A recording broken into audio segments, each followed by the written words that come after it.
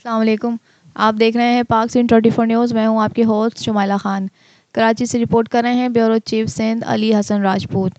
राजपूत बरादरी इत्तेहाद trust Pakistan Karachi division के टाउन लाइन्स में डिस्पेंसरी का क़याम, जिसमें 90% बरादरी को फ़वाइद हासिल हो रहे हैं और अब तालीम और सेहत हर बरादरी भाइयों तक पहुँचाना हमारी अव्वलीन तरजीह है। इंशाअल्लाह ताला तालीम के सिलसिले में राजपूत बरादरी इत्तेहाद trust Pakistan registered Karachi division के टाउन लांडी टाउन के अरकान कमेटी का एक अहम इजलास मुनक़्क़िद हुआ। तालीम पर बात हुई कि तालीम ही से आने वाले दौर में हम और हमारी नस्लें किसी भी चैलेंजेस का मुकाबला कर सकते हैं।